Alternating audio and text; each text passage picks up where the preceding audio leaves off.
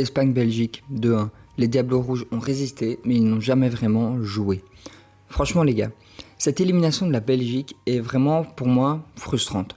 Parce qu'au score, les Diables Rouges n'étaient pas très loin.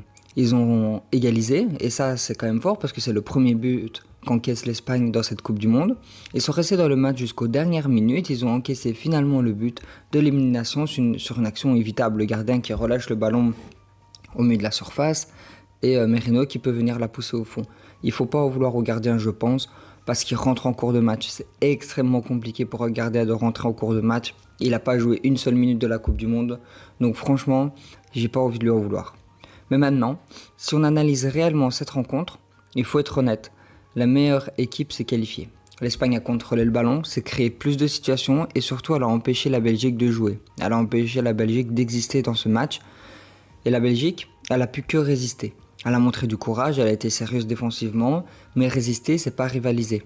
Le principal problème belge a été clair, lorsque les Diables récupéraient le ballon, ils ne savaient presque jamais comment ressortir proprement. Leur seul espoir, c'était donner le ballon à deux coups, et vas-y, essaye de dribbler 3-4 personnes, et puis après, si t'as de la chance, quelqu'un va te suivre. Et encore, parfois, ils dribblaient 4 joueurs, ils lèvent la tête, personne à qui donner le ballon.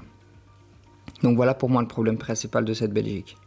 Salut les gars, c'est Lucas Footlab, on se retrouve aujourd'hui pour un nouveau débrief de la Coupe du Monde. On va débriefer ce match ensemble. En attendant, si le contenu vous plaît, n'hésitez pas à liker, commenter et vous abonner, ça fait plaisir et ça aide à soutenir la chaîne. Et nous on y va tout de suite pour le débrief.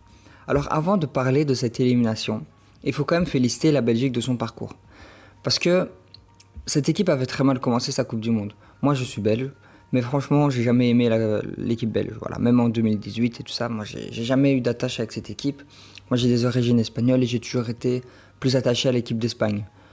Maintenant, cette équipe, elle avait tellement mal commencé qu'à chaque fois que j'en parlais avec des amis, etc., tout ce qu'on disait, c'est on va sortir en groupe, hein, déjà, on va même pas aller dans les phases d'élimination directe. Mais progressivement, la Belgique, elle a su trouver un système et surtout, elle a su créer un groupe. Et contre le Sénégal, quand ils étaient menés, ils étaient quasiment éliminés. Pourtant, ils ont réussi à revenir 3-2. Et ça, je pense que c'est un moment important. C'est un moment important parce que ça a permis de solidifier ce groupe et de leur dire, vous regardez, voilà ce qu'on est capable de faire. Et puis aussi, Rudi Garcia a réussi à créer une équipe dans laquelle tous les joueurs ont accepté leur rôle. Des cadres qui ont commencé certains matchs sur le banc, notamment Kevin De Bruyne. Des remplaçants qui ont su apporter quelque chose quand ils sont rentrés. Aucun joueur ne semblait se considérer supérieur au groupe.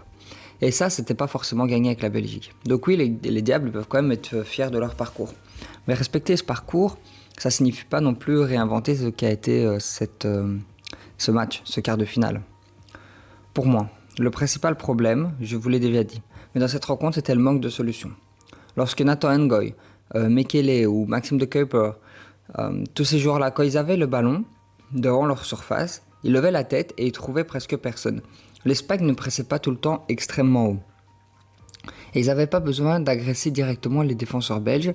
En fait, ils fermaient généralement les lignes de passe et parfois ils défendaient dans un genre de 4-4-2 où les deux centraux pouvaient se faire des passes et puis après les lignes étaient bloquées. Donc, on se retrouve avec une équipe belge qui n'arrivait pas à ressortir ses ballons. Parce que les attaquants bloquaient les solutions vers les milieux et les joueurs belges ne décrochaient pas suffisamment, ne proposaient pas assez de courses. À partir de là, il reste que deux possibilités. Soit envoyer long, soit tenter de progresser individuellement avec le ballon. Mais le risque, c'est de perdre une balle immédiatement et quand tu es défenseur, je pense que tu peux pas te le permettre. Pendant une grande partie du match, la Belgique, c'est exactement ce qui se passe.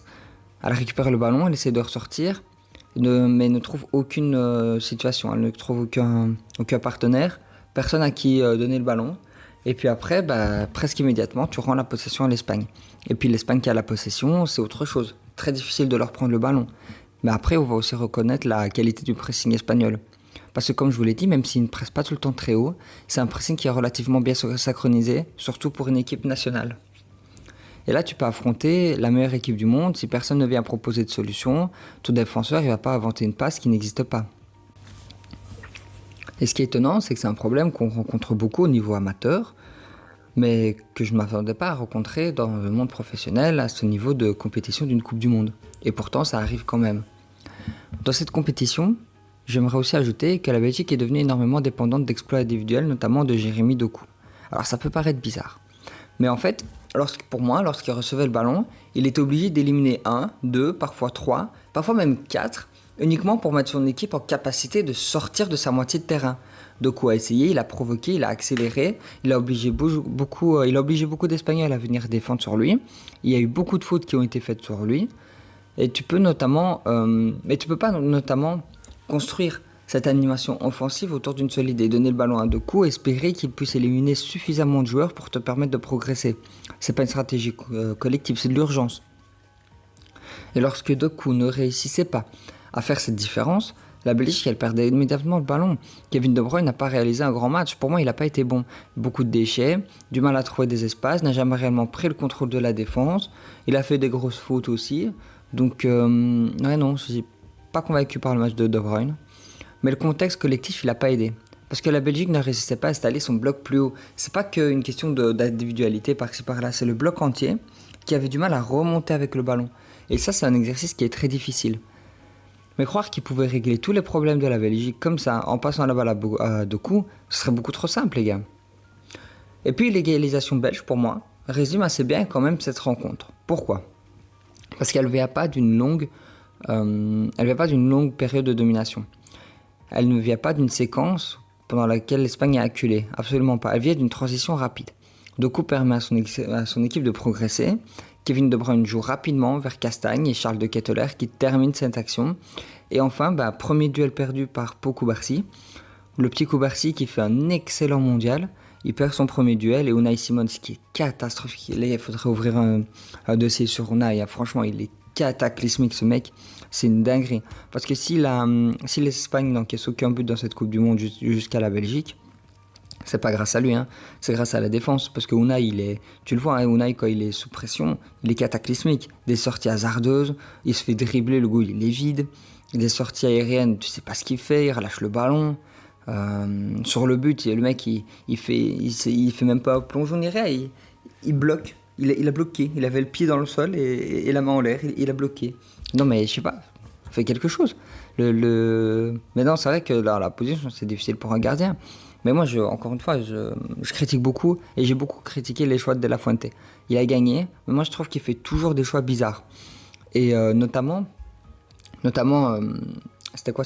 La Nation League, la Ligue des Nations. Si on la perd, enfin si l'Espagne la perd, c'est uniquement à cause de lui. Pourquoi ? Parce qu'il te sort, je me rappelle plus exactement des temps, mais il me semble qu'à ce moment-là, il te sort Lamine et Unico, il te les sort à la 60e minute, et il te reste 30 minutes, enfin c'était n'importe quoi. Donc il a toujours fait des choix qui sont un peu bizarres. À l'Euro, c'était passé, mais là, parfois c'est vraiment bizarre. Je comprends son idée de mettre Unai pour la continuité. Mais s'il vous plaît, quoi. T'as David Raya, gardien d'Arsenal, Johan Garcia, gardien du Barça. Alors, Johan, ok, c'est un peu tôt pour lui, y a pas de problème, même si je l'adore. Mais David Raya, moi, tous les jours, je préfère avoir David Raya que cette immondicité d'Unai Simon. S'il vous plaît, quoi. Mais ça, on va pas beaucoup en parler, et ça m'énerve, parce que à chaque fois, je suis sûr que si l'Espagne est éliminée, ce sera à cause de lui. Enfin bon, on va revenir plutôt à ce beau goal de la Belgique, qui est une égalisation qui arrive contre le cours du jeu. Et ça ne veut pas dire que l'action n'est pas magnifique. C'est simplement que la Belgique n'avait pas construit de pression offensive qui permettait de revenir au score. Mais elle a profité d'une rare transition réussie. Et pendant quelques minutes, on a pu croire que ce but allait faire douter l'Espagne. Mais l'Espagne, elle n'a pas du tout paniqué. Elle a continué de circuler le ballon, repousser, et continuer de consolider ses lignes et de faire exactement son même jeu de possession. Par rapport à l'Espagne aussi, c'est pas une Espagne qui est flamboyante. Voilà. C'est pas une Espagne aussi spectaculaire qu'en 2024. Elle détruit pas forcément ses adversaires et elle peut manquer d'efficacité, mais elle gagne par pragmatisme, souvent des scores de 1-0.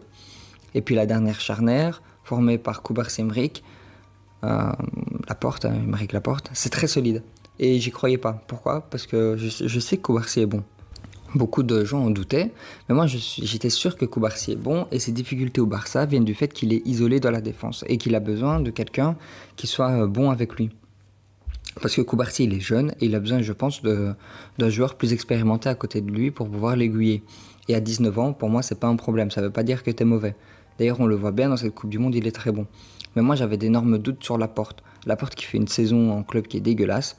Moi, je me suis dit, c'est peut-être pas une bonne idée de le mettre. Et je me souviens notamment des Madrilènes qui insultaient Cubarsí, disaient qu'il était nul et tout. Et finalement, ça se retrouve comme un des meilleurs défenseurs de cette Coupe du Monde. Cubarsí est excellent. Et c'est pas le problème du tout de cette équipe. Devant en défense, Rodri est très bon aussi, mais par exemple, Pedri fait pas une bonne Coupe du Monde. D'ailleurs, il perd sa place de titulaire. Et même si Pedri est mon meilleur terrain préféré, eh ben c'est justifié. Fabian est meilleur dans cette Coupe du Monde, donc Fabian doit jouer plus. Et ça, il n'y a pas de problème. Par contre, ce qui change exactement, c'est les deux ailiers. Parce qu'en 2024, les deux ailiers étaient proactifs. Ils étaient excellents, ils étaient tous les deux dans une top forme. Notamment Nico Williams, qui était à ce moment-là à son prime. Et puis aussi mon cher Lamine Yamal, qui était très en feu à ce moment-là. Donc voilà. En plus, pour la Belgique, il faut dire qu'il y a eu pas mal de blessures. Onana s'est blessé contre les États-Unis, Tielemans s'est blessé à l'échauffement, et Courtois qui se blesse pendant le match, De Bruyne qui se tient aussi pendant le match. Il y a un moment où tu es obligé d'improviser quand tu es l'entraîneur. Quand tu es Rudy Garcia, tu te retrouves à devoir improviser quelque chose, et forcément, ça ne sera pas forcément excellent. Mais bon, tu es obligé d'essayer de tenter quelque chose. Par exemple, sur le deuxième but, c'est Lamens qui relâche le ballon, mais je suis sûr que Courtois, il la relâche pas dans cette zone-là. Soit il la capte, soit il la relâche dans une zone beaucoup moins dangereuse. Maintenant, comme je l'ai déjà dit, je vais pas en vouloir à Lamens. Extrêmement dur pour un gardien de rentrer en cours de match. Il a fait ce qu'il a pu, et c'est déjà pas mal. L'entrée de Romelu Lukaku n'a pas forcément servi. Elle n'a pas servi, mais pas à cause de Lukaku. Pourtant, c'est pas un joueur que j'aime bien, mais plutôt à cause de l'organisation de jeu. Quand il était trouvé, il savait rien faire parce que c'était un long ballon qu'il essayait difficilement de protéger et il était complètement isolé. Et puis, un jeu de transition avec Lukaku, t'arrives pas forcément à faire ce que tu veux faire. Donc, le système de jeu à ce moment-là ne mettait pas Lukaku en valeur. Et puis surtout, il fallait que dans ces conditions, il fallait qu'il fasse quelque chose. Mais il ne pouvait pas réellement peser sur la rencontre. C'est pas uniquement une question de son niveau individuel, parce qu'un attaquant qui est complètement isolé entre les centraux, sans soutien, avec des ballons difficiles à contrôler, c'est compliqué de faire un miracle. Et la Belgique, elle voulait utiliser Lukaku comme point d'appui, mais elle n'a jamais mis assez de joueurs autour de lui. Et ça, c'est la meilleure façon de résumer. Alors pour conclure, la meilleure équipe, pour moi, s'est qualifiée. L'Espagne a réalisé une prestation qui était très bonne, pas parfaite, mais assez bonne que pour gagner. Son animation offensive n'est toujours pas aussi impressionnante qu'en 2024, il reste des choses à améliorer, et elle manque parfois d'efficacité. Mais elle est extrêmement mature. Elle sait contrôler un match, elle sait rester calme. Après avoir encaissé, elle possède aussi des remplaçants capables de faire la différence. Parce que, on disait, la Belgique a eu 2 blessés au milieu de terrain, c'est vrai. T'as 2 blessés au milieu de terrain, et du coup, tu perds carrément au niveau. Mais imagine tes deux milieux de terrain se blessent en Espagne. Donc tu as la blessure de Fabian Ruiz et de Rodri. Et là, tu fais rentrer Pedri Gavi. T'es quand même sur un autre niveau de remplaçant.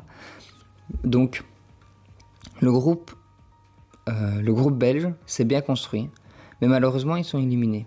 La Belgique quitte cette Coupe du Monde, peut-être avec des regrets, mais aussi avec des raisons d'espérer pour la suite. Le groupe semble plus uni, les jeunes ont pris plus de responsabilités, Rudy Garcia semble avoir trouvé une base intéressante pour la suite. Maintenant, l'Espagne va retrouver la France en demi. Et sur ce qu'on a vu depuis le début de la compétition, la France paraît plus explosive, plus compétitive et plus dangereuse individuellement. Mais sous-estimer cette Espagne parce qu'elle ne gagne pas ses matchs avec 3 buts d'écart, ce serait une grosse erreur, je pense. Même si pour moi, je vais vous le dire clairement, je pense que la France est favorite pour le prochain tour. Voilà. Mais bon, il ne faut pas sous-estimer quand même l'Espagne. Elle ne fait peut-être pas toujours peur offensivement, mais défensivement, collectivement et mentalement, c'est probablement l'équipe la plus difficile à faire tomber de cette Coupe du Monde. Sur ce les gars, la vidéo est finie. On se retrouve demain pour un nouveau débrief. Et sur ce, moi je vous dis bye bye, passez une bonne journée. N'hésitez pas à liker, commenter et vous abonner si la vidéo vous plaît. Et on se retrouve dès demain. Ciao.